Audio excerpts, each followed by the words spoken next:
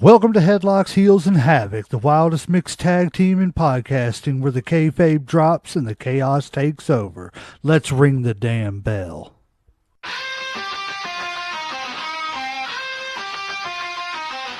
Headlocks tight, heels on the prowl, dropping elbows, hearing growl, feel the foul. No script here, just real, no bluff. Kayfabe crack, now the dirt gets rough. Headlocks, heels, havoc in the zone. Stepping in the ring, chaos at your home. No filters, no mask, just raw bare tone. Wrestling unscripted, we on the throne. Title belts, mic checks, crowd going crazy. Drop truth bombs, leaving lines feeling hazy. Beyond the kayfabe, past the charade, where legends are born and stories get made. Headlocks, stop it, who's hitting the mat? Welcome to the Havoc where the real talk's at. Tune in, step through, leave the fake at the door. Headlocks, heels, havoc, now hear the roar. Welcome back to the show, ladies and gentlemen, boys and girls, children of all ages. I am, again, one half of the greatest tag team doing this podcasting thing, the legend J-Mac. With me, as always, is everybody's favorite uncle and my favorite tag team partner, Uncle Slam. What's up, family? And guys, if you didn't watch it, go back and watch it. We just got off of a great hour and 10, 15, 20 minutes with the legendary Mario Mancini from WWF fame. If you don't know who he is, then I don't know where you've been hiding under a rock for the past 40 years, because he's one of the greatest that ever did it as far as getting people over and making guys like Randy Savage, Bret Hart, Greg Valentine. I mean, all the names he was naming off and everything. He was one of the reasons why they were who they were. So go check out the interview, guys. It was great. We're going to do a part 2 next month. We're going to get it going that way. And he's bringing one of his friends. So it's going to be tag team versus tag team. Of course, they'll probably win if it really went to that. But But now getting into this week, we got Clash in Italy to talk about later on. We got, of course, the weekly recaps and everything of the shows, and just a few different things to talk about here today. It was kind of a slow week in wrestling as far as outside of the ring stories. I really don't have too many big stories, but I'm going to start it off like I always do with a couple of these little silly things that we always get to arguing about. Ha ha. We ain't got JD here today to argue. Ain't that right, JD? We love you, brother. All righty. On the first one here, we got 2 different Survivor Series teams. Don't pay any attention to the date, because I don't know why it says that, but you can tell this is obviously AI too. But you got the golden era versus, well, kind of the golden era, new generation era versus the attitude, ruthless aggression era. And the teams are Shawn Michaels, Bret Hart, Mr. Perfect, Rick Rude, and the bad guy Razor Ramon, taking on Kurt Angle, Chris Jericho, Edge, Randy Orton, and Eddie Guerrero. Who you got in this match? Are you asking who do I like better, or who I think is probably going to win? Who do you think would win? Let's do both. Who do you like better, and who do you think would win? Okay. Let's see. What are you calling each team here? Like I said, obviously, it kind of looks like old school and kind of more new school type. We'll call them Team Golden Generation, because it's the golden era and new generation, and Team Attitude Aggression. There you go. Okay. I'm an old school type of guy, so this ain't really that hard. Like I said, I'm going with Shawn Michaels, Bret Hart, Mr. Perfect, Rick Rude, the bad guy. Those are just my guys. You know what I'm saying? I mean, that was my golden era. I mean, nothing against the other side. I mean, I got a lot of respect for Eddie, Orton, Kurt and stuff. I ain't got nothing against anybody on the other side, but if you're asking my personal favorite, yeah, not even a choice. I agree. As far as when you go against, if we're lining everybody up, let's see. We're gonna put what? Perfect with Angle. We're gonna put Sean and maybe Eddie, or do you I put could see Brett that. and Kurt? I think Brett and Jericho would be a better match. You think that it would? Yeah. I just think that Brett's ground and pound would be more of a, it would complement Jericho's style because Jericho could high fly, but he wasn't necessarily a high flyer. You know what I'm saying? I know he dabbled in it, but I never saw him as like one of those cruiserweight, lightweight type guys in the Right. shed. I don't know why. I guess maybe because he was always with the big boys as a heavyweight. I mean, like winning, world championships. So I just never thought of him, which, like I said, but he could. Um, who's taking Randy? Rick? Do they That's what cancel I each was other out? thinking. That's what I was thinking. And what? Kurt with what? Brett or Perfect? I would put Kurt with Perfect. That'd be a good But match.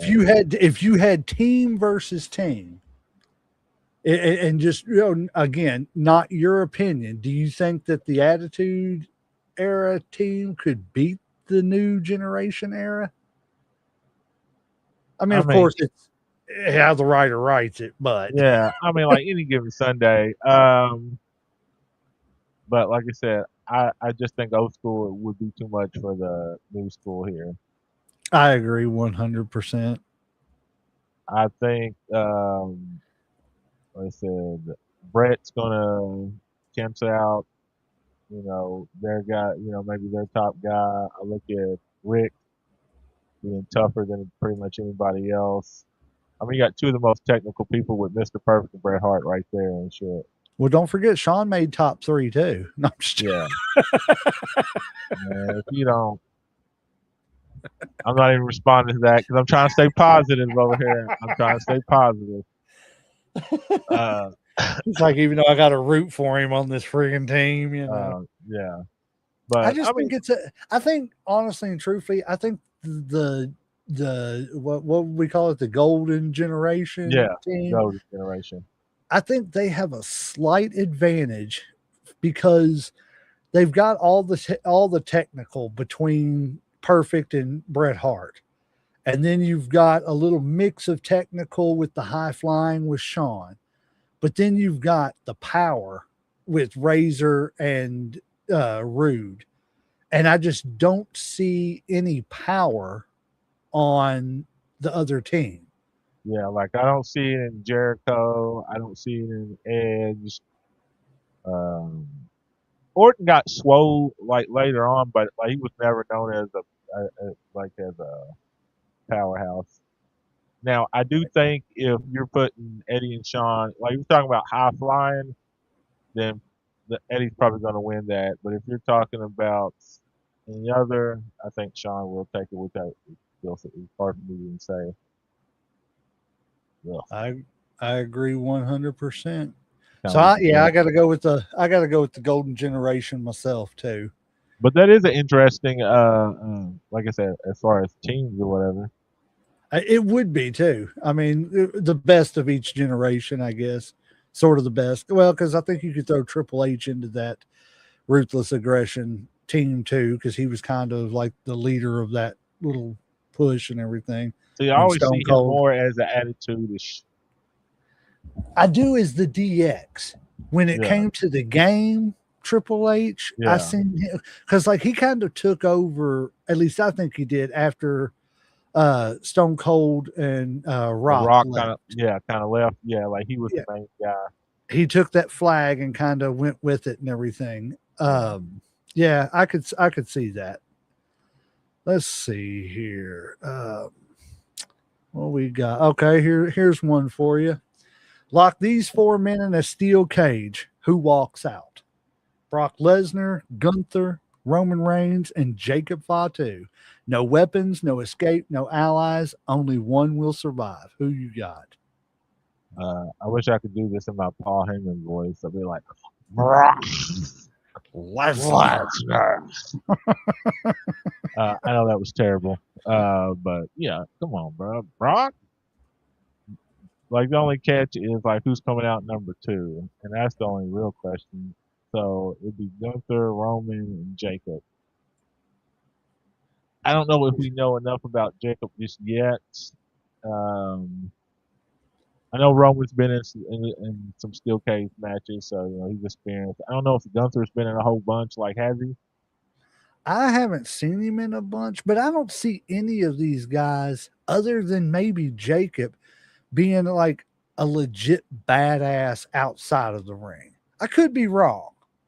You know what I'm saying? But I Yeah, just don't see. Brock Lesnar walks around with that mystique of he could whoop your butt, whether it be yeah, UFC, yeah. WWE, football, Brock's the whatever. easy answer right there and Right. shit. But yeah, that's it. I definitely agree with that completely because yeah, Brock, I would have to go with Brock, but my I guess my congeniality would be Jacob, but I'm a huge Jacob fan. I am too. I mean, and obviously he's admitted that he's been in trouble with the law and shit. So Yep. obviously, he ain't got no problems with that He's got shit. a little bit of a background, so he might be He's a about legit that life. badass. Right. Yeah. Don't play with him. All right. I found this little map and everything. I thought it was pretty cool. I wanted to show the fans and everything. This is what the territory system used to look like. Hmm. Is that not crazy? Wow. Like let's see, what do we got? So around our area, you had Southeastern Championship Wrestling and kind of the NWA Mid America. Mhm. You had Continental down south, Gulf Coast, Georgia Championship, of course. Then you had Who's Mid Georgia? Atlantic. That big in the light blue. No, Georgia's down here, number 9, right above Florida. The orange, Okay. right above Florida. Okay. And then you got, of course, Mid Atlantic Championship, which was the Crockett Promotions.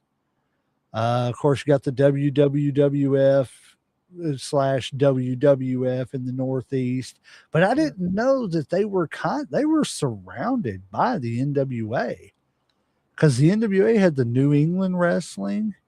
I didn't know that there was an Atlantic Grand Prix Wrestling. Like, there's a lot of companies on here that I didn't know about. I'm not surprised. Right. Oh, 'cause it was the territory days. Yeah. I mean, other than the NWA, because a lot of these were members of the National Wrestling Alliance, but some of them didn't use the NWA moniker because, like here, you got Memphis Wrestling, with Mid South, right, underneath it and stuff too, and everything. I just thought this was a pretty cool map. And then you got the Polynesian Wrestling over here on the side for Hawaii. I thought this was a pretty cool little Like, map. I would love to have that as like a picture. Like, if I could blow that up and like put that in a frame, like I think that'd be pretty dope. I do too.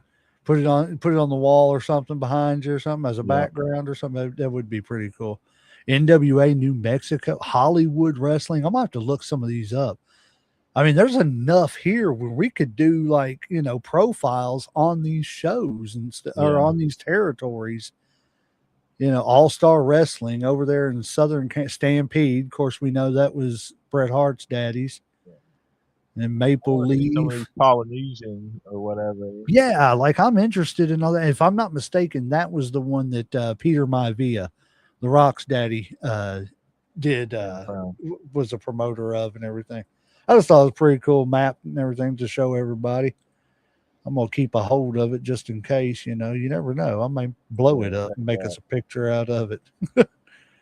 All right, I found an old match card too. Well, I say old, but we were just young bucks when this happened. So this was crazy, man. Stone Cold versus Scott Hall in the main event. Kevin Nash was in Scott Hall's corner. One fall to a finish, Triple H versus Kurt Angle.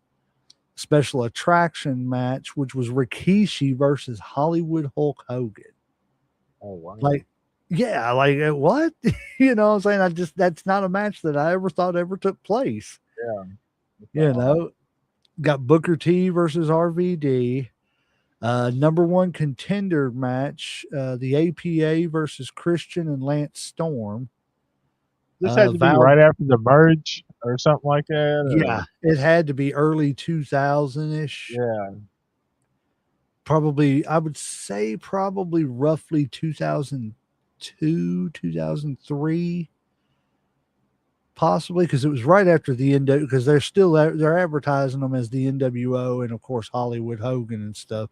So I would say it's probably right around there. I didn't see a date on here. I don't know if maybe Oh, I've Lance missed it because Storm. of the I ain't heard that banner. name in forever. Oh, I know. He's the oh well. There you go. Friday, March 1st, 2002. University of South Florida Sundome is where this took Okay. place.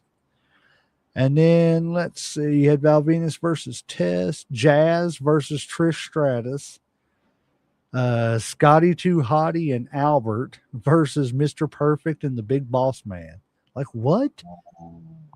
Like some of these combinations, it's just like I didn't even know that Mr. Perfect was wrestling for the WWE in 2002. If I'm going to be perfectly honest, haha, no pun intended.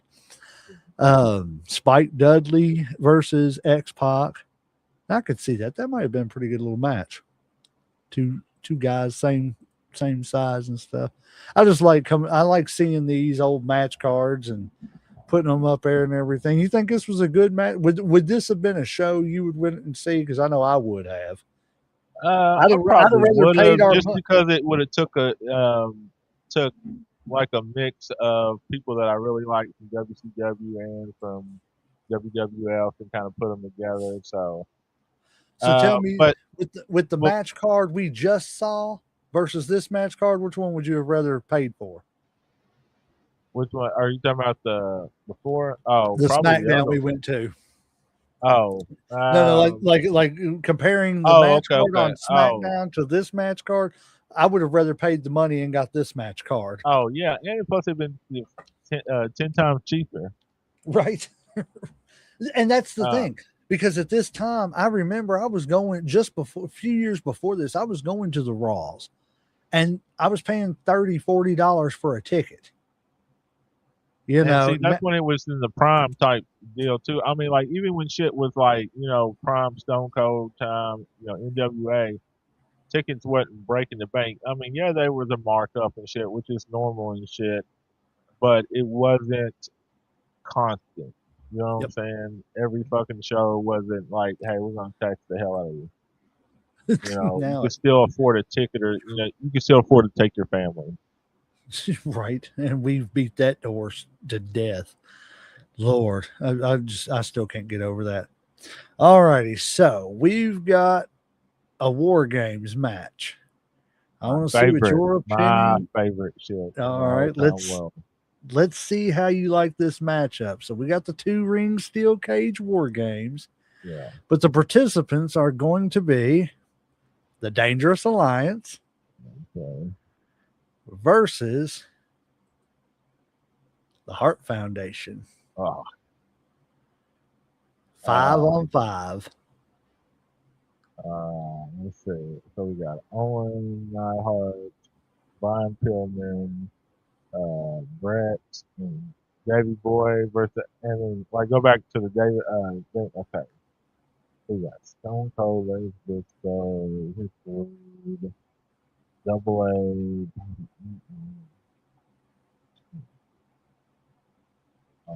This is Plus led by Paul Heyman, too. yeah. See, like he's at man, because he's gonna get involved in shit. That's a given. Oh, damn, man. Now, like this one's way harder than the last one. Oh, this is so much harder. I'm going to go with the Hart family for two reasons. One, because I'm a huge Hart fan to start with, and I'm just gonna let my bias show. Um, but two, um, I think like if we're playing this game, we're doing war games. They got more unity and shit. They're a family. It's not just a group of guys working together.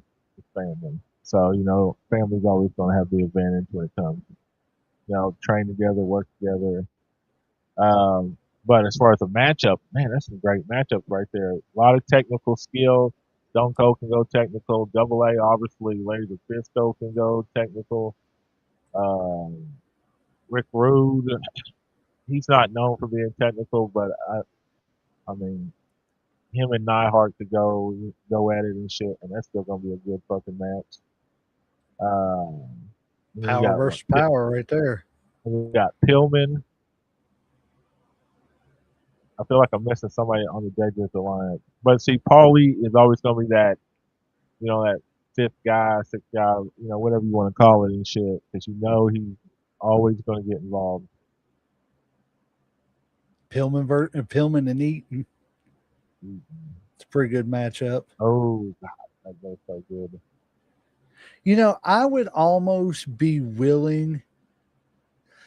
The point you made about the unity and just the hearts and Right. they were remove Brian Pillman, no offense to him, but he wasn't family. He was part of the Hart Foundation, stuff like that, but these other guys were literally family, brothers and Yeah. brother-in-laws. Even Davy Boy and Neidhart were brother-in-laws with each other Yeah. because Marriage and marrying, stuff. so it's like it's the unity there that gets me, that I think I would go with the Hearts in this. But had you taken away the Dangerous Alliance and put the Horsemen in there with Arn Anderson, I would have had to have possibly gone with the Horsemen because of their unity. See, There was just no jealousy or anything inside the Horsemen. It was, who cares who's the champion as long as we're all the champion. yeah, I get that, but the only reason I would probably choose the Heart over the Horseman because at first glance, the first thing I saw was Double A, and I was like, okay, this is the Horseman, and then I had to take a double look. Um, would probably be, I think, man, because like the whole Unity thing would probably cancel each other out, and then you got to go individual matchups. So like we swap out the Dangerous Alliance for the Horsemen. It's like what you got Brett and what versus what Flair, Yeah. Double A versus what Owen. Yeah. Or Tully versus Owen. Okay, and then what Neidhart versus like whoever the I would say Neidhart. I would put Barry versus the Bulldog. okay. Also, yeah. Also, that's what I was going to say. Like, which horsemen are we saying and stuff too? Greatest iteration: Barry, Okay, Tully, Arn, and Flair. okay, okay. My opinion, that's the greatest Uh, iteration. So, That's who I would have went with. But fantasy. That's the whole point of fantasy stuff, is we'll never know. We can sit and second guess this stuff all we want to. Uh you know, like, what do you think? with that matchup, I would have to give it to the Hearts, just because, like you said, the Are we talking about unity. the Dangerous Alliance versus the Hearts, or are we talking about the Horsemen versus Okay, the now the Hearts? Horsemen versus the Hearts, I would Uh-huh. probably be more inclined to go with the Horsemen, Okay. just because I think the Horsemen, especially if we're talking about both groups in their prime, I think the Horsemen themselves would not care one bit, even in war games, to cheat and do what they got to do to win. And that's the X factor to me, with the Horsemen overall, is they will come up with a plan, even if it's a spur of the moment plan. They will come up with that plan to cheat and win that match. Let's Now, see. Go ahead. I was going to say Brett and them. Yeah, they've been known, Owen known to cheat and everything, but not the way the Horsemen would cheat. Yeah. See, I mean, that's more like a Pillman thing with cheat or whatever. Um, Yes, and the Horsemen usually always had like a manager and shit, like J.J. Dillon, or like I said, like if you're having Paulie part of this, that fifth person is definitely always going to have a backup plan. They're going to have some brass knuckles. They're going to have something that's gonna change it for him. So I'm Yep. definitely I like anybody with somebody, especially Paulie Dangerously and shit. Right. It's hard to bet against him. Yeah, At this point, his record speaks for itself. He's definitely done anything and everything that the wrestling business has ever needed him to do, yeah. as far as a promoter or whatever else. So moving on to this, I want to see what your opinion is. What do you think about the setup of the Queen of the Ring and the King of the Ring tournament? Are you okay with these first round matchups and everything, or do you wish that other people would have been involved? Uh, let's see. Because I remember watching Raw, so I remember seeing the first one for the men and the women, which Oba won for the guys, and Io Sky won for the ladies. Yeah, let's see. Um, EO, who was it that EO beat? EO beat Perez. yeah. And Perez, then you I got think it was Julia versus Julia. Lash Legend, Bailey versus Raquel Rodriguez, No, JC like it's four James. people at a time. Oh, is it okay? I thought that this Yes. was like, oh, okay. No, So no, no. these are No, fatal it's like four ways yes, yes, yes, to get yes, into the tournament. yes, Okay, yes, so EO Sky beat Perez, Julia, and Lash Legend. yes. See, I don't like the way they're doing that. I thought, see, because see, that's what I thought you were asking. Like, do do I like how they're doing as far as the matchup? Like, do I like, how they used to do it two, just two and two, and then you move up, or do Right. you like the whole four people versus one? Now that's a whole lot quicker, but um, I don't know. Like, I'm kind of old school, so I do like the old way, but I'm okay with the new way too. But I probably prefer like the old school. I'm the same way. I don't know that I like this whole. I don't know. But I then see you got why they do it though. Like I said, I mean, like if you're trying to speed stuff up, if you're trying to, yes. you know, get through it a lot quicker and dragging it on, then this Well, is the plus if you got opposite. 16 people in each bracket, Yeah, I that's mean that's a lot of 32 people. people. That's a long term. Well, we know what 32 people in a tournament and how long that can drag Oh on hell, just doing a okay, see, podcast. exactly, So, see, yeah, so for that, I understand why they're doing this fatal four way stuff. I just don't know that I like it. Okay, so in that case, let's get your predictions for the next three matches. So we've got, let's see who we got here. While we're here, Liv Morgan, Becky Lynch, Alexa Bliss, and Chelsea Green. Who do you think's got that one? Who do you think's going to the second round? what? Liv Morgan, Chelsea Green, Alexis Bliss, and who was the other one? Becky Lynch. Becky Green.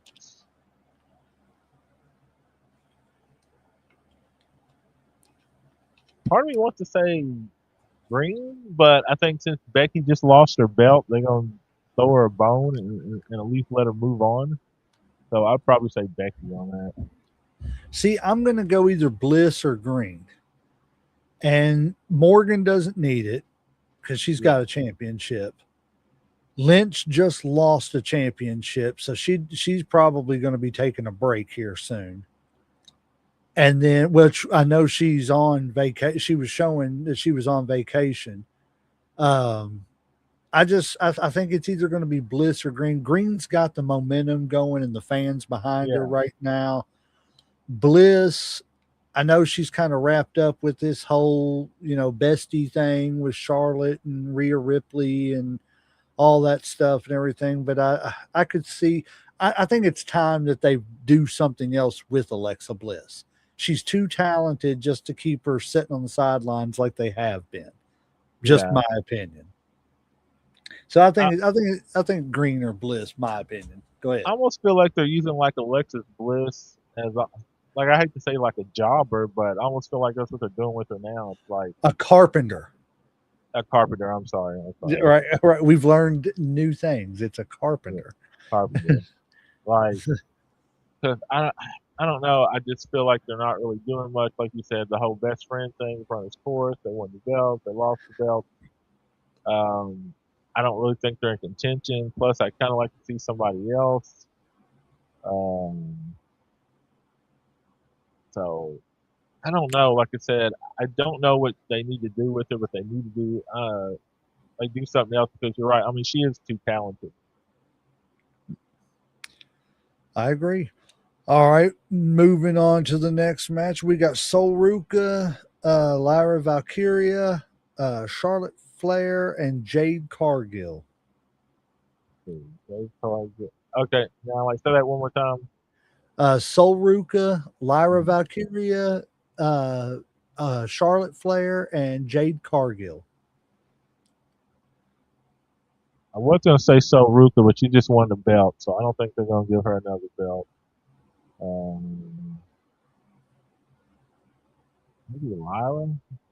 I don't see why you would put it on Charlotte, like I said, because they're basically using her as a carpenter too. I almost feel like, and Jade Cargill just had the belt, so yes, I Lyra. think you're. I was gonna say. I think you're leaning the same way I'm going to lean too, for the same reasons. Yeah, Ruka's got the belt. Flair's in the tag team thing, doing that whole thing with Rhea and all that stuff, which I think is going to turn into Flair turning her back on Rhea and going after that title. And then Jade Cargill, she just kind of finished her thing with Rhea, and she was just the champion. I don't see her needing to be the queen of the ring or anything like that. And it's about time they kind of push Lyra Valkyria up to that main event status and see if she can, hold I guess, the title, whichever one. To me, though, it's almost like with the women's championships, there's not like a top women's championship like there is with the men's, if that like they're makes all sense. equal. Yes, like the men's, I hate to say it, but Cody's title is the top title between those two. 1A and 1B, pretty much. Yes, but with the women's titles, I don't feel like there's a 1A 1B. I feel like they're right on par with each other. Either or is just fine. You're a world Yeah, champion either way. yeah. I don't know why, and I don't know if it's purposefully done by the WWE or what. But I don't know. I feel like that, and I Well, think shouldn't it's one have more of a longer legacy? I mean, because one was created not too long ago, but they've I had a woman's title for a while. I think, which one is it? The one that Liv Morgan has is the old WWE Women's Championship. Oh, okay, I okay. think the world title that who is it that's got that one? Rhea Ripley. Yeah. I think that one is the offset of the Divas title. So is that the one that's supposed to be the bigger one, the 1A? No, the 1A is the one that Morgan has. Oh, okay. Is supposed to be the 1A. But like I said, I think they've done a great job at getting the shadow of that stupid Divas title out of there. And they've done a Um, good job of making them equal. I don't think they've done a good job of making the men's world championships equal. no. All But I'm righty. okay with that. Honestly, like I mean, I I know am some too. people might not agree, but I'm okay with one being higher than the other, man. It doesn't bother me. The only problem I have with it is it's almost like the men's world championship, not the undisputed WWE championship, but the world championship, the one that who has that right now? What, Roman? Yeah, Roman.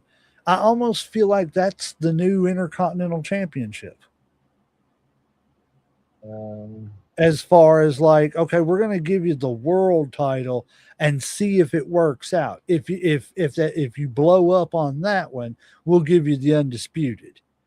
I Kind of mean, like look at. when they tested Jay Uso with it or Yeah. whatever. Oh, I was getting you took the words right out of my mouth, except for the fact that I Um, was just going to say mid card. I just wish they would switch it back to the old big belt and shit. Like I don't like them being almost identical and they're just different by color. Like, I want to see the old WCW belt, and I like, think it's because if they're gonna be different, then like make them different. I think it's an ugly belt too. Yeah. It's too bulky. There's I something. don't like There's the new belts anyway, like I said. But like, if you're gonna have one, I mean, you can have the WWE like that, but go back to the other one, or right. like make it just more like the old one. I mean, you could update a little bit, add a little more jewelry or something. I mean, Give us but old heads a little nostalgia. yeah, I like you mean, can make it old but new at the same time and shit. Like I mean, just keep the basic shit the same. yep, they definitely could. All right. So who do you have between JC Jane? I can't for the life of me. James's first name is escaping me. Raquel Rodriguez and Bailey. Bailey, Raquel Rodriguez. You said JCJ, and who was the other one? Uh, I can't think of her first name to save my life, but James. Oh, okay, yeah. I know what you're talking about. I'm gonna say JCJ. JC Jane in this one. Yeah, I think I think her in her little fashion kind of on a tear, Yep. and they're getting a big push right now anyway. Because they come in the division, beat up a bunch of people, left everybody laying. I think this is part of her push. So yeah, going with her. All right. Well, I'm going to keep these so that way I can advance them, and we'll talk about next week and stuff whenever everybody's advanced, and we'll keep it going and everything with these, so that way we Who's don't your get. pick, real quick though? Oh Like yeah, before we yeah, switch. yeah. You're right. Yeah. I'm not going to go with Bailey because of what I'm getting. What we're going to talk about here in a minute. Um, I could see Raquel Rodriguez just because now she's the one that's in the Judgment Day, right? Yeah. Uh-huh. Okay.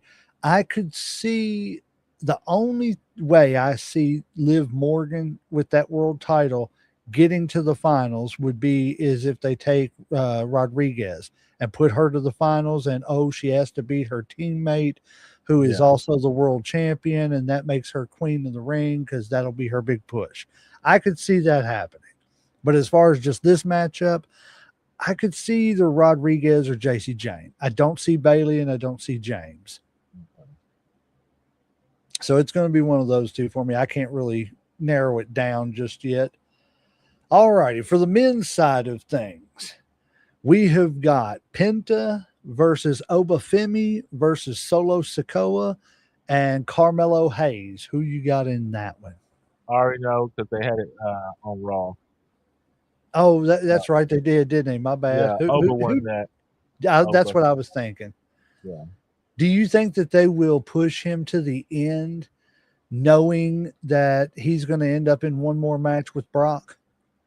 I think they're gonna try, but I feel like Brock's gonna come in with the interference and kind of mess up his chances. Now there is a good chance they will push him to be the king because he is the ruler. Ruler needs a crown. Kind of makes sense, and he Right. is getting a lot of uh, love right now, so it would kind of make sense. Oh my God. And going back to the women, I'm sorry. Have you seen this stuff that everybody's been saying about Sol Ruka being the Intercontinental Champion? No, what about her? They're saying I've seen memes left and right going, congratulations to the first African American women's Intercontinental Champion. What? What are you Yeah. talking about? Heard, I can't remember which one, but one of her parents is black. Thought she was Hawaiian. From what I heard, hold on, let me make sure. I don't want to tell nobody Yeah, wrong. I thought she was Hawaiian or some shit. I didn't think she was that like What? because I know she's from Hawaii and shit. Ruca is how you spell her last name, right? I'm not sure. I'd have to look Let's it up. see. It says Sol Ruca is biracial with a black father and white mother. Sol Really? Ruca, whose real name is Calix Harmony Hampton, has openly discussed her biracial identity, noting she is the daughter of a black father, musician Paul A. Hampton, and a white mother, She has also addressed public curiosity questions about her racial identity, particularly during Black History Month, emphasizing that she identifies as mixed race and embraces both aspects of her heritage. Oh, I did not know that. That's I was like, but I get it, but Lord, you know what I'm saying? Let's just enjoy the fact that she's a great wrestler. Who yeah, yeah, cares? You know what I'm yeah. saying? I mean, I why do don't we think it always has to. have to Yeah, like I don't think that should be the main point and shit. right? Why do we always have to break everything down to this, that, and the other, and let's separate each other somehow? I hate how they do that. But yeah, I just wanted your opinion on that because I mean, it's I true, didn't know but that. Like I said, I thought she was Hawaiian, like Polynesian or something like that. I thought, like one of her parents, was from the island, so that's why. uh, It is what it is. It's no big deal. right. I don't find it affects her wrestling any. She's a fantastic wrestler. I enjoy her matches. I don't care. I don't know why we have to always bring that up. But anyways, I digress. I just wanted to get your opinion on that. Next match for the men, we have Rey Mysterio, Dominic Mysterio, Braun Breaker, Trick Williams, and Damian Priest. Who you got in that one? Braun Breaker. That's I see them going Braun Breaker versus Obafemi and Brock coming out and doing his thing during that match to let Breaker move forward. Yeah, I can see that. I think we're pretty much in agreement, pretty much there. All right, we got in the top of the next one, we got Seth Rollins, Javon Evans, Tama Tonga, and Ricky Saints. Okay. Seth Rollins and Tama Tonga. Now, like, is Tama Tonga the big 7-foot motherfucker from MFT? Yes, Oh, him. the one that we seen the other day. Yeah, yeah, yeah. Uh, I want to say him honestly, but I feel like they're trying to push. Like, I feel like Ricky Saints is a little too young for it. Uh, Tama Tonga is like like the unstoppable monster, and Dom still got the belt or whatever. Not Dom, Seth Rollins.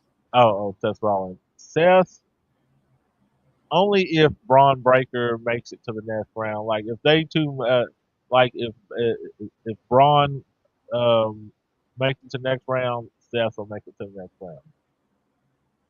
Okay, And so you think it's going to be based on what they're doing with the whole yeah, vision thing and everything? yeah, yep. See, I almost agree with an article I seen. I think the WWE's about ready has just given up on Seth, and I don't think it's out of spite or anything like that. If Seth could stay healthy, there's no reason why Seth shouldn't be your main bad guy. You know what I'm saying? Because he knows how to get that heat. But I think that they've kind of given up as far as pushing him to the moon because of the fact that he just can never stay healthy anytime he has the championship. How many times has he been a champ? I want to say 5 or 6, maybe. Could it be that he's just kind of played out as far as the champ? We've seen him before. Um, he had that push with the vision, like you said. I mean, obviously he got hurt, but so did all the vision and shit. I don't know, like you can necessarily put that on him. I don't know how many injuries he's had, since he's been in wrestling. Obviously, it's a physical sport, so that kind of comes with it. But yeah, staying healthy Five is times. definitely, huh? 5 times. What as far as champ? Yeah, he's been 5-time world champ and 2 WWE championships, Universal champion twice, and world heavyweight champion once. And see, he only had to give up the belt and shit because he got hurt.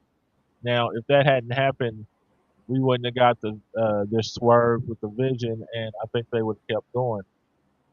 Um, So I don't think they've given up on him. I think right now, of course, he's more of a baby face. He's fighting against the Vision, so he's the me against the world type shit. Um, I think he just has kind of bad luck with the whole injuries and shit, but I think that just comes with the kind of the name of the game.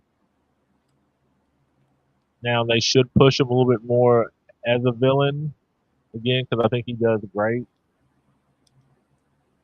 But I mean, you can't really control what's going to happen as far as everybody getting hurt. Because, like I said, I mean, with Bronson, with Braun, uh, It's an Seth, injury-prone sport. yeah.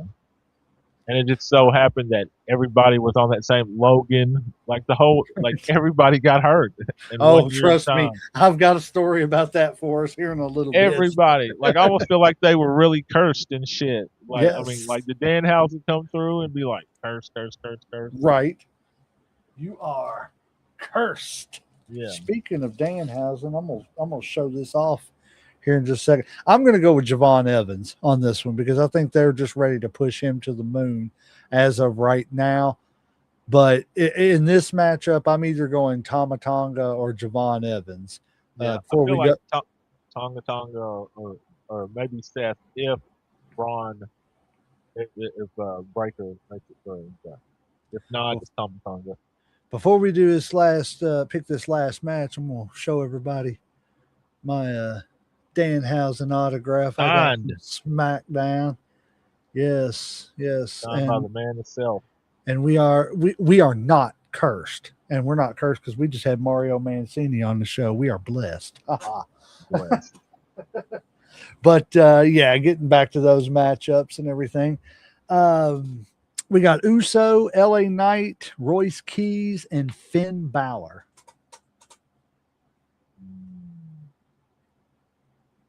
Finn Balor, Royce Keys, Uso, and what was the other one?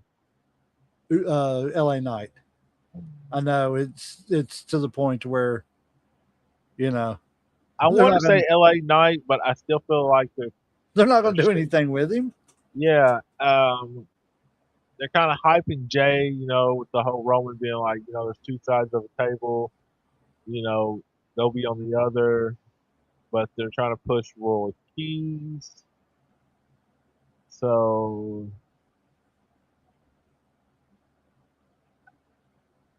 I almost want to say if Tama Tonga wins one on the other side, then they might throw Royce Keys because they have kind of a rivalry going right now. Right.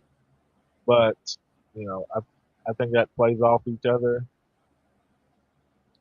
I'm almost wondering if they don't have an idea, or who knows? It may be. Well, we know WWE creative ain't doing too much with ideas because it's mostly TKO. But I honestly and truthfully wonder if they're not trying, if a possibility, if they don't do the Brock interference and stuff like that, if they're not trying to narrow this down to Oba versus Royce in the finals. Two big powerhouses.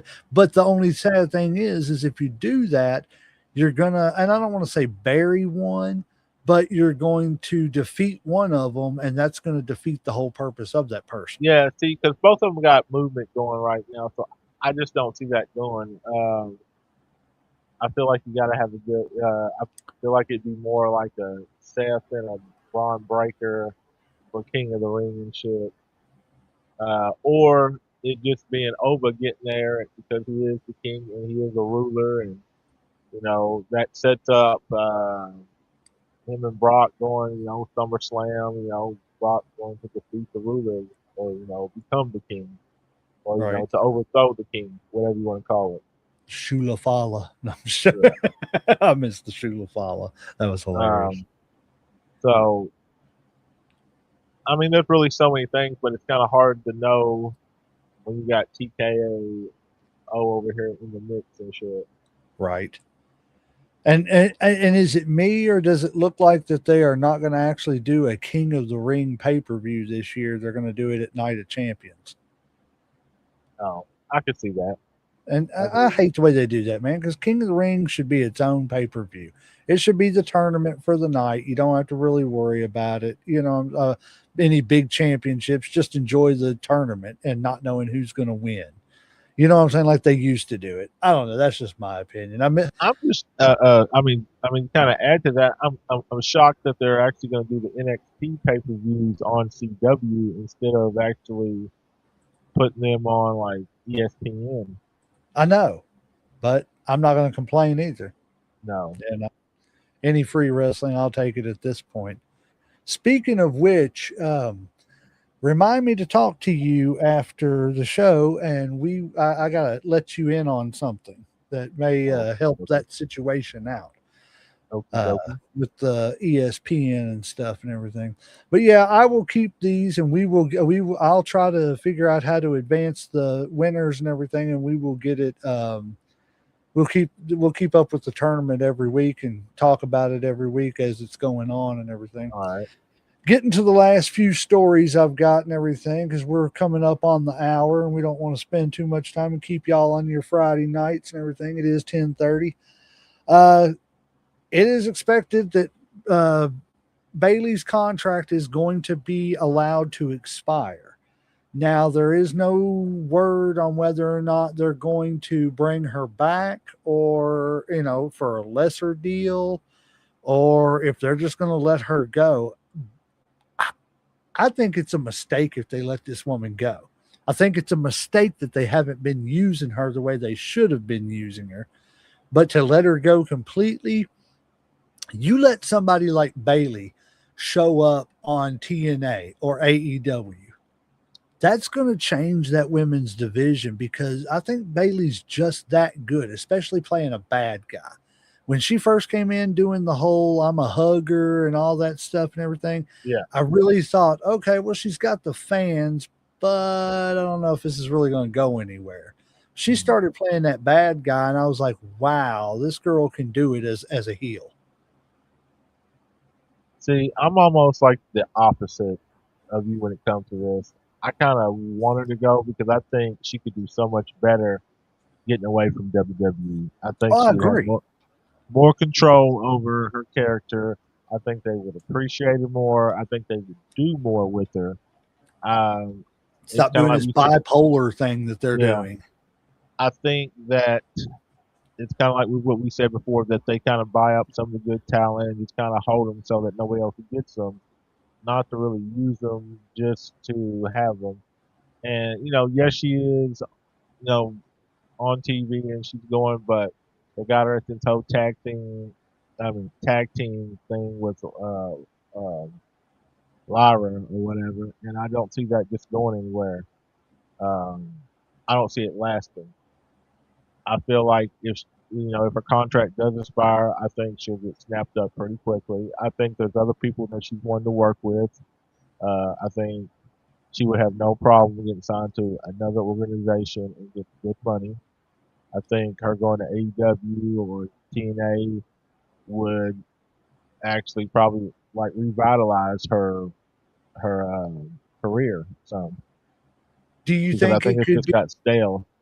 Do you think it could be enough to really revitalize like AEW or TNA's women's division? I don't think it's gonna be a game changer, but I think it would definitely add a lot to it because I think she still has a lot left. I think she's got a lot of good matches before, and I don't think she's even close to being done, honestly. I agree. And I think with the right people put together, you can have some really good matches. I would love to see her with Tessa Blanchard, Mhm. Dr. Britt Baker, but of course, who knows what they're doing with Britt Baker too. Not only that, if she went to AEW, semi. Um, Appreciate you being here, Wolf Man. Hope you're doing all right. Let's see. Wolfman commented here. Get him up here. Give him a little recognition. We appreciate it, man. Always. Anytime you want to come on the show, man, let us know. We'll get you in. We'll do it. We'll get you in on a recap show. Get some opinions. We like having other people here. bouncing our ideas off each other. But I think Definitely. her going to AEW, a reunion with Mercedes Monet or whatever she's Yeah. called now, a semi horsewomen reunion. Half of I, them. yeah, I think that could, do something. I don't know. I think it's going to be a mistake on the WWE's part to let her go. I'm not saying it's like going to be a detrimental, mistake to where, oh God, the tide's turned, she's went over there. She's going to change. She's not Hulk Hogan going from WWF to WCW, Yeah. but she's enough of a star to bring attention over to it. And if they do right with it, it could give them a little momentum to help them out. So, whatever she does, I wish her the best because she definitely deserves it. She's one of my favorite women wrestlers, to be honest Yeah. with you. But I think she would do better in TNA than she would AEW just because of her style.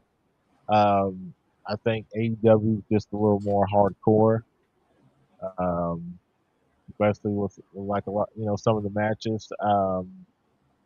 I think TNA, like I said, is just a better fit. But I mean, she can do both. I mean, but I think she's the better fit in TNA. But whatever happens, get your money, girl. Oh yeah, you definitely. you've earned Know it your at this worth. point. That's it. Know You've your earned worth. it at this point. I Mhm. mean, well, she's big part of that women's revolution 10, 15 years ago, So got to give it to her. Let's see here. Oh, MJF versus Bobby Orlando. I'm going to announce that this is probably the last American independent match I'm going to have for an extraordinarily long time. MJF via an interview with Justin Barrasso. What do you think? Do you think that, like, once you've hit the status that MJF is doing, that you should or even have? Let's separate that. Should you, when you're making the money he's making, from AEW being their world champion, do independent shows? And if you're making that money, do you have to? Um, See, okay, because that's what I was going to ask. I'm like, so what does this mean by independent match? Obviously, so he still works for AEW, but he's allowed to work indie matches to make Yes. extra cash and stuff. Honestly, it kind of depends on the.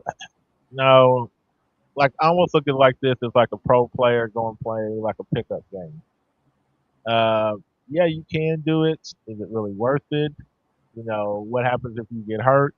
You know, it's like you're taking that chance of getting hurt when you're not playing your sports, and then you're kind of fucked.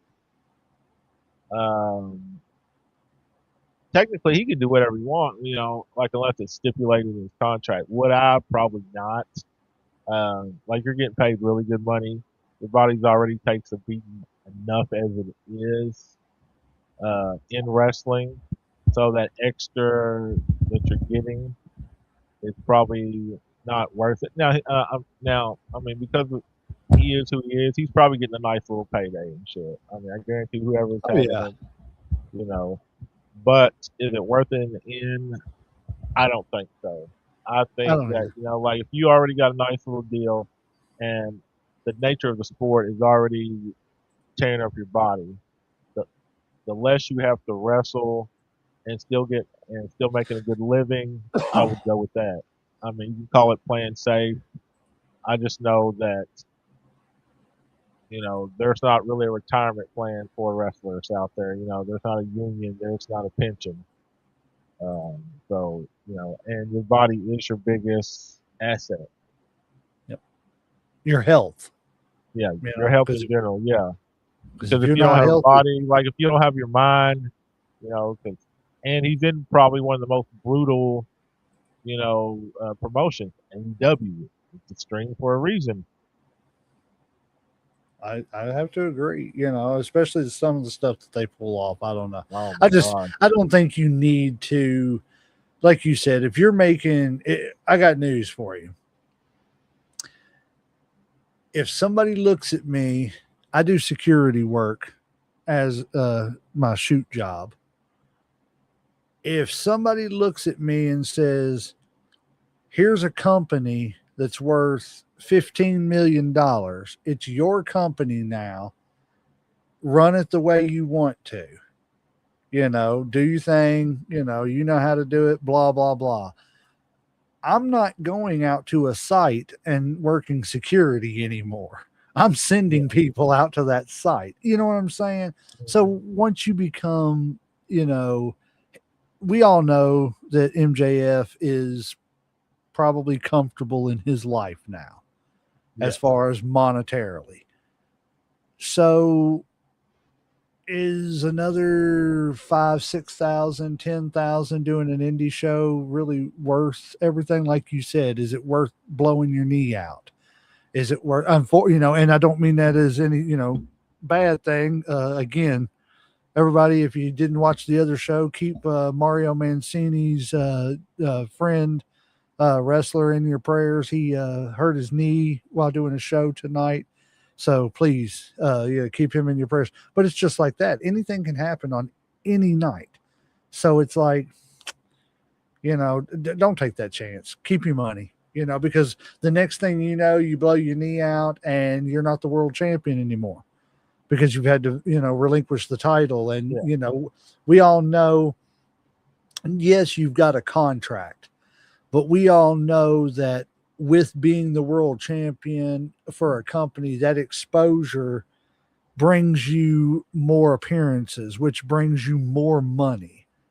You know what I mean? So it's like, yeah. And also being a champ, like it comes with a certain responsibility. You are the figure of that of that company out there. I think country for some reason. Like you are the face of that company and stuff. So like if you're not there, then you're not promoting them. And also, like I could see if MJF, was just doing like appearances, like if he was showing up and they were paying him to get in the ring, talk some shit, but he really didn't have to wrestle. But if you have to go put your body on the line, like I said, I'm still gonna hesitate. And probably one of the biggest things about him is him just talking.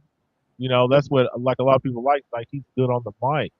So, you could probably being who he is, he could get paid for just showing up, talking some shit, pissing some people off, and then walking away. flipping off a few 5-year-olds and everything. Yeah. Yeah, I agree. I don't think it's necessary to do it. Once you make a certain tax bracket, it's time to sit down and relax a little bit, All righty, on to the next. Let's see. I have one more good match left in me. Do you know who said that? One more good match. And he's serious about it. I don't want to see it. I heard somebody say that kind of thing. Hold on.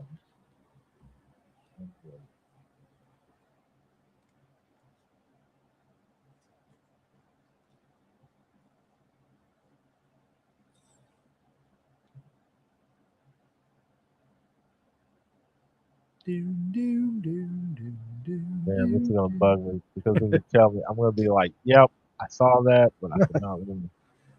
Mick Foley. Was it Foley? Yes. No. I don't want to see it. Yes. I do I not. thought that him was just talking or something. Shit, like I didn't think he's saying he's got one more good match left in him, and he wouldn't mind doing it for AEW. I'm just like, no. Wow. Let's not do, let's not You do don't this. need it. I mean, like you're making good money. I mean, you write books. You're doing comedy. You can make appearances. Like you don't. What did we just say? About MJF. Yeah, you don't need the money. Like you just don't. There is nothing Mick Foley can't do off the name Mick Foley alone. You know what I'm saying? I mean, if he wants to be a special guest on a TV show, there's a TV show out there that's going to pay him to be a special guest for an episode or two. I just don't think it's worth it. Like I said, he's giving his body so much more than a lot of people as far as punishment. And at his age, I just don't think, one, his body's going to heal the way it should. God knows what he's, as far as permanent damage he already has done to his body uh, through the years. So, and I thought he was going to go ahead and, get all his teeth fixed, get everything, like all his injuries and stuff, taken care of and be done with. Um, I just don't see the point.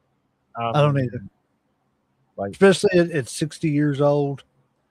you don't have to. I mean, Mick's got more than enough money. Like I said, I feel like he's a pretty frugal guy, especially from the stories that I've heard. Right. Um, Sleeping I know he's sleeping not on balling out. Yeah, right. What was it? Sleeping on fans' couches just to save money in a hotel room. yeah. The Like, showers huh? where he puts the same clothes back on. Oh my God. Yeah. I can't. Yeah, that's just a little That's much fucking for me. disgusting. It is. Yeah, you don't need to, Mick. We love you anyway. We're not. It's not going to change anything. So just leave it be. Let it go. All righty. Getting down to the last few. We got Braun Strowman ready to embarrass Obafemi upon WWE return on one condition. And his one condition is if you back a Brinks truck back to my doorstep and drop some money off on my porch, he said, I'll come out of retirement and fight Obafemi one-on-one. He said, and I'll beat him. Now, of course, we know, again, you'll beat him if the story says you're going to beat him. But would you want to see that? That's a couple pretty big guys going at it. Um, I guess I could be tempted. I'm not gonna run to see it. See, because I missed a lot of Braun Strowman. That was when I really wasn't watching a whole bunch of wrestling at the time. Um, so I kind of missed that. I see why, Strowman's saying that because he saw, he sees Brock coming back, for his, last hurrah. Plus, Obey's big thing is he's supposed to be super strong, and when he was struggling to get, what was it, Otis up, Yeah. and Braun was like, I picked Otis up, like a million times and stuff, easily and stuff. Like I wouldn't have a problem. He's not, basically saying that he's not as strong as I am. Um, That's a big dude getting F5'd. Talking about yeah. Otis. Man, I wouldn't want to fall from 6 feet in the air. How big is Strowman anyway? He's like 6'4", I think it is. 6'4", 300 and something pounds. Let's see. We'll look up right here.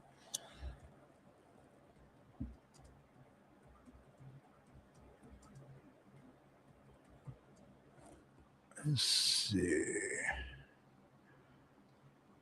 Braun Strowman. Well, of course, that's going to give me everything, but he is. Oh, I'm way off. He is 6'8", 335 pounds. What's Oba? Oba is. Because I think Oba's at least 300, ain't he?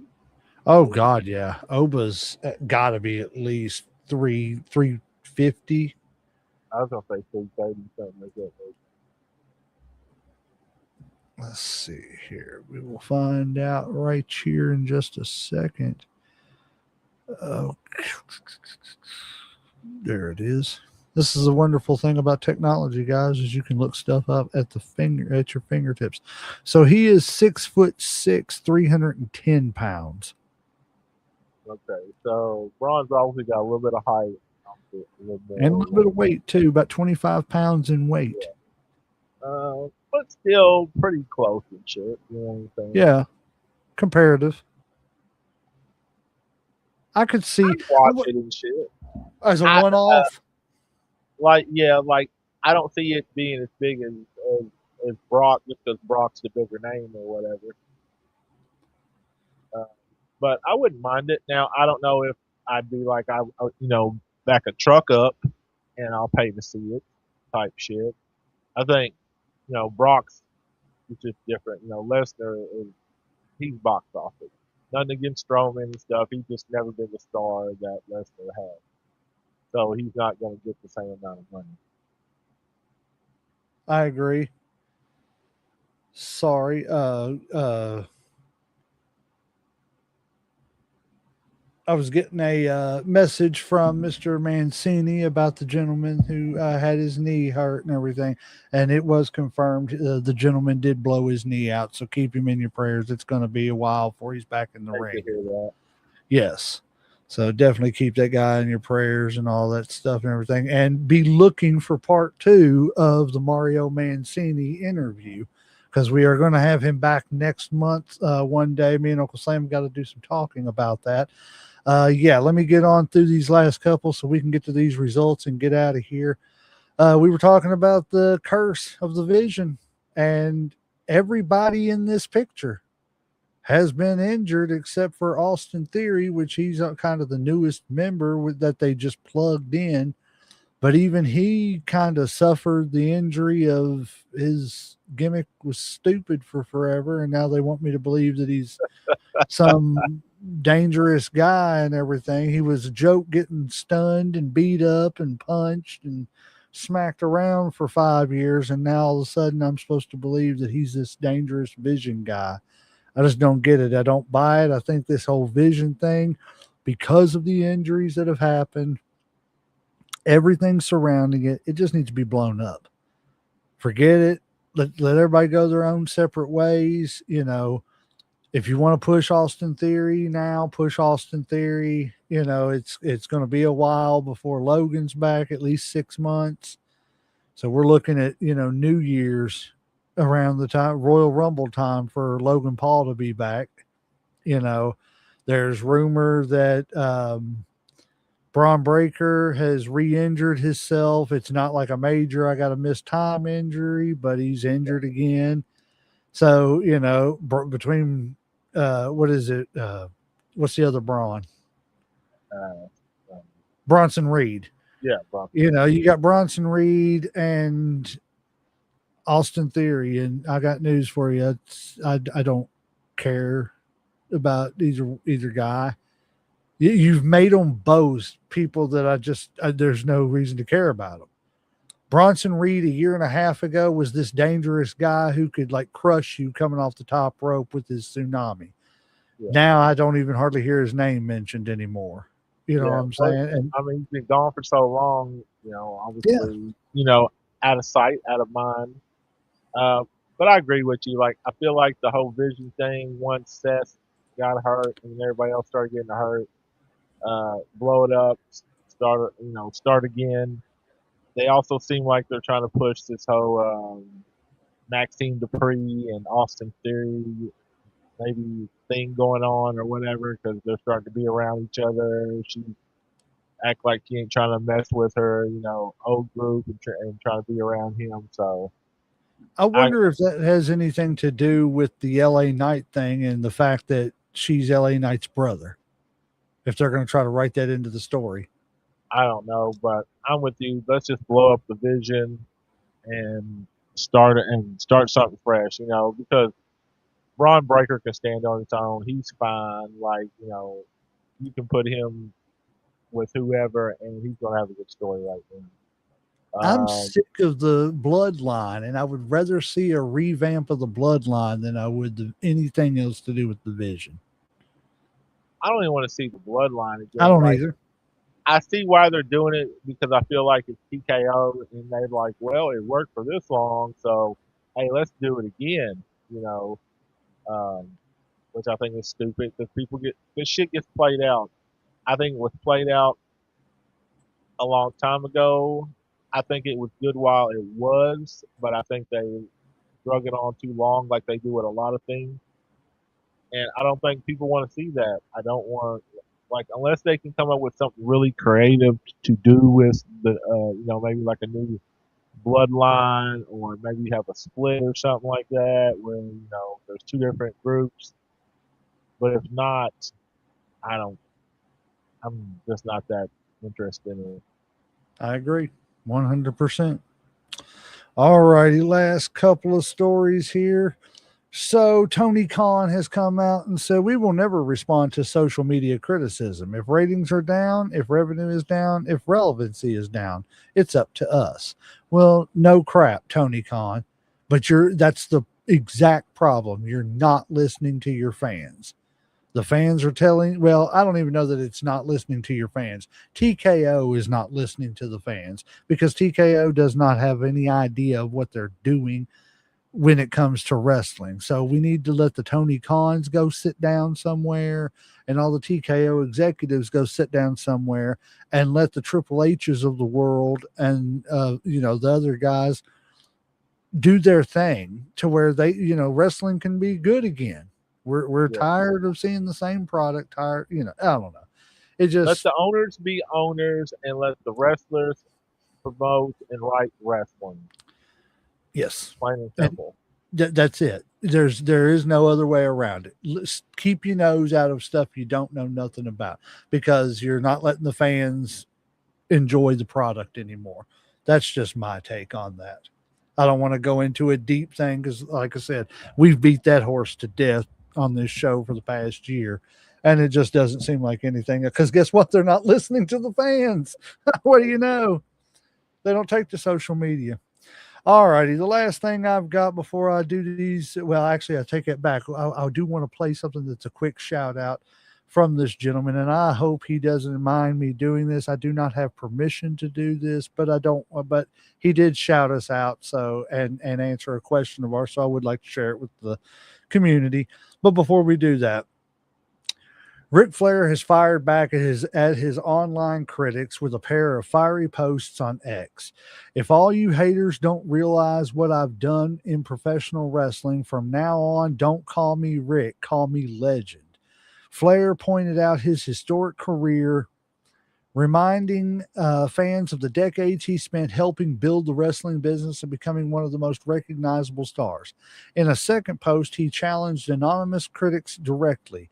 Let's have your real names and identity. I'll talk to you all individually. Dial 1-800-RIC Flair famous.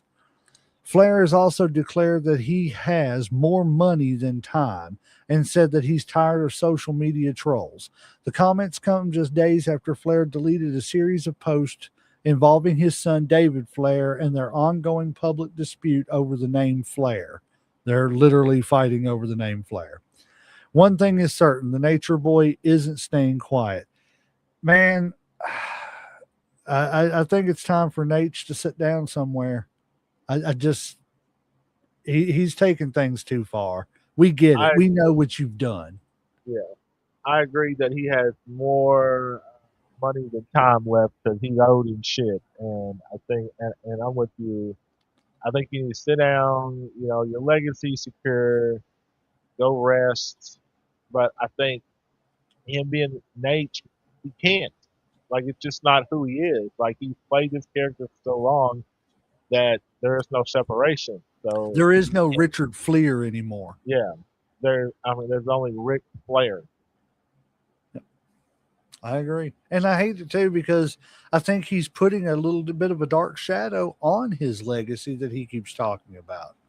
And I hate that because Hogan, Flair, they built what wrestling is. And you got to throw the Vinces in there too for what they did too. But for as far as the names, Hogan and Flair is what made wrestling the top thing that it was in the 80s. Like we were talking earlier with Mr. Mancini. Had it not been for Mr. Mancini's golden era of wrestling, there wouldn't be an attitude era. There wouldn't be a ruthless aggression era. There wouldn't be these other eras of wrestling. So, just, I don't know. I'm tired of hearing the drunk rants from Ric Flair. Somebody needs to at least take the social media away from him. That's just my opinion. I could be wrong. But before we get into these results and let you all get out of here, like I said, I keep saying that I'm trying to finish this up as quick as I can. The Road Dogg Jesse James and his wife, They do question and answers on their live videos and stuff and everything. Well, the other day we had the privilege of having one of our questions asked and answered on their live. So I'm going to play that for you real quick. I hope this audio is working. Headlock Heels and Havoc Wrestling. Yes. I want to start by thanking Mr. James for all the wonderful memories. My question is, which was more fun, the singles title reign or the tag title reign? And remember, Headlock Heels and Havoc Wrestling loves them Outlaws and DX. Amen. So which one is more fun, singles or tag? Well, so, look, I had a lot of fun doing the hardcore stuff. When that was to me what my singles run was. I didn't get a run as the real Double J, you know what I mean? I didn't get a big run as the roadie or anything, you know what I mean? So to me, once me and Billy broke up for good and I had that Intercontinental title for a second, and like I've said before, they realized they put it on the wrong guy, and then they gave me the hardcore title, and I feel like that was the singles run. So that was a long way of saying I was really happy during that, and I felt good, but nothing feels better than the tag team run for two reasons. One, I only have to do half the work, and two, that's the lazy reason, but two, I can lean on Billy. I can lean on someone to carry me, you know what I mean? Like, I don't know, just having him in there with me always made it feel better and feel easier. So it was always funner when he's standing there, because our relationship was part of it, you know what I mean? I see another question I'm going to do. I thought that was pretty awesome. The fact that just the road dog, Jesse James, even said the name of our show. And then on top of it, we get the honor of having Mario Mancini on the show. The fact that he's coming back on the show, that, I feel honored to be sitting in this spot, doing these things and meeting these people. So thank you, Road Dog. Thank you, Mr. Mancini. And thank you to everybody, every, wrestler, promoter, manager, every guest we've ever had. Thank you all for being here. Thank you all for coming on this show. You're the reason why we've been able to sustain for a year. So thank you. I'm going to read these results real quick. Let Uncle Slam read his results, and we're going to get out of here, guys. AEW Dynamite for June 3rd, 2026. MJF defeated Rush for the AEW Championship. There was a no count out match. Mark Briscoe defeated Leo Rush. Andrade, the Idol, defeated DK Vandu. Kevin Knight, the TNT champion, defeated Mike Bailey. Mercedes Moné defeated Alex Windsor in the Owen Hart women's quarterfinal. And if you don't know what that is, they have an Owen Hart Classic tournament. It's kind of like the equivalent of the King of the Ring tournament that they have in the WWE. Will Ospreay defeated Mark Davis in the men's Owen Hart men's semifinals. TNT Impact was June 4th, 2026. Eddie Edwards defeated BDE in a Boston Knee Party. Indy Hartwell and Santino Marella defeated Ariana Grace and Stax, which that's Channing Stax Lorenzo. And they did the double Cobra finish. Mr. Elegance defeated Knockouts champion Lee Young Lee. The Excuse Moi non-title match is what was used to win. And the Righteous defeated the Hardys with the Wicked in a Wicked Garden match. NWA Power most recent available episode was May 1st, 2026. The Titans of Calamity defeated Jack and Eddie, Devastation Reborn, and Death Row Militia. The Crockett Cup number 16 seed play-in. Titans of Calamity defeated Sins and Grins in the Crockett Cup. Giselle Shaw defeated Tiffany Neves. I think that's how you say her name. NWA Women's title. The title changed hands. And the Titans of Calamity defeated the Immortals to win, if I'm not mistaken, the Crockett Cup first round. They won that, but if I'm not mistaken, they won the entire Crockett Cup here recently by defeating a couple of gentlemen, no pun intended, that I would like to get on the show too. The country gentlemen, the Kazanas. But yeah, that's all I've got for the shows. What do you got, Uncle Slam, so we can get them All out of right. here? All right. I'm going to try to stay in order because we had SmackDown, Clash in Italy, and then Raw, and then NXT. We're going to start with SmackDown, where we had Alexis Bliss versus Jade Cargill. No surprise, Cargill defeats Bliss. Then we had Axiom versus The Miz, with Axiom defeating The Miz. Then we had Damian Priest tagging up with Royce P versus the MTF, with MTF getting the victory over Priest and P. Then we had Sami Zayn versus Matt Cardona, with Sami Zayn getting the victory over Cardona. And finally, we had Carmelo Hayes versus Ricky Saints, with it being a double count out. It means nobody got the victory. And on the women's side, we had Chelsea Green versus Nina Jax, and Chelsea Green defeated Nina Jax. Let's see. Then we'll go to Clash in Italy, where we had Cody Rhodes defend his title against Gunther, and Cody came out with victory there.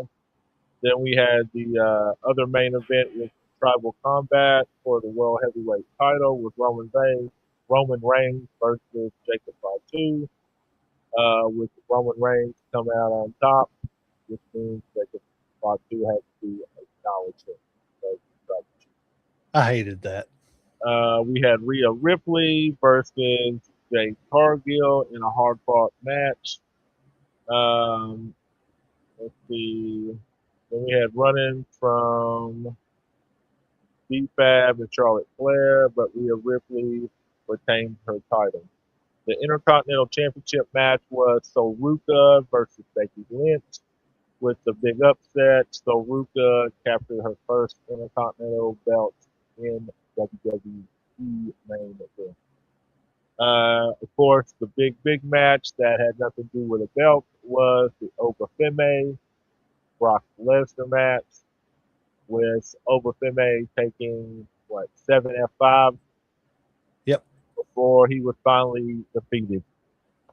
Which I have to ask you, how do you feel about that match? It was what I thought it was going to be. I knew it wasn't going to be a 20, 30-minute, barn burner. It wasn't going to be a technical match. I wasn't disappointed in it, but at the same time, I am kind of tired of every one of Brock Lesnar's matches being here. I'm going to do one move 15 times and then we're out. You know what I mean? It just seems kind of like, it's getting old. Yeah. Okay. Good here. Okay, now that moves us to Raw, where we had Seth Rollins defeating Braun Breaker in the main event. Via pinfall after a chaotic Paul Heyman and Montez Ford involvement. We had a tag team match with Rey Mysterio versus Dragon Lee, defeating Rusev and Ethan Page. The Queen of Ring qualifying match with Io Sky defeating Roxy Perez, Last Legend, and Julia. I want to say Julia, but it's a G. So probably Julia. Yeah. Then we had Obafemi coming out on top on the other qualifying match for the men, King of the Ring, beating Penta, Soruka, and Carmelo Hayes. Let's see. Obviously, the key point on this was Jacob Fatu officially acknowledging Roman Reigns as a tribal chief. Let's see. Which was dumb. I'm sorry. And finally at NXT, we had Tony D defend his title against Cam Hendricks. In the men's speed championship, we had Lex King defeat Roman Marino via pinfall to retain his speed championship. Women's division, Zaria defeated Lizzie Rang by pinfall after hitting a F5 to win to set up the number one contenders match against Tatum Paxton next week. Then we had tag team. We had OTM versus the Culling, with OTM coming out on top. Also in singles match, we had Jackson Drake versus Tate Wilder, with Drake winning via pinfall with a little help from outside interference. Tag team, we had Dark State beat Miles Bourne and Tavion Heights. And let's see, in the women's division of NXT, we have a number one contenders match next week with Kendall Bray and Alani Jordan. Let's see. Tatum Paxton, like I said before, is scheduled to fight Zaria. And let's see. Shallow Hill and Chris Angel are set to have the Mr. NXT pageant. That nobody cares about. And that is a wrap for this week. Yes. Ladies and gentlemen, we appreciate everybody being here. Uncle Slam, yeah, you got anything else? I'm sorry, sir, but I'm tapped out for this week. I agree. Referees hit that 3 count. Guys, join us. Keep in touch because we are going to be bringing you some good episodes here lately, especially next month. Like I said, I keep repeating it. We're going to have a part 2 with Mr. Mancini.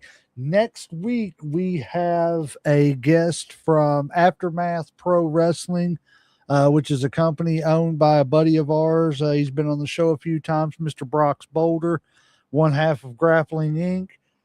We are going to have Chad Casey, the savior of wrestling, on the show, and we are going to enjoy a little conversation with him.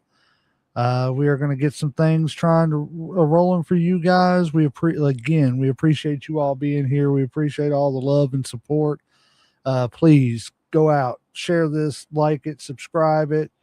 If we could get a portion of what Mr. Mancini said he's done for other podcasts, it would be an honor, so his help is tremendous. We appreciate everybody.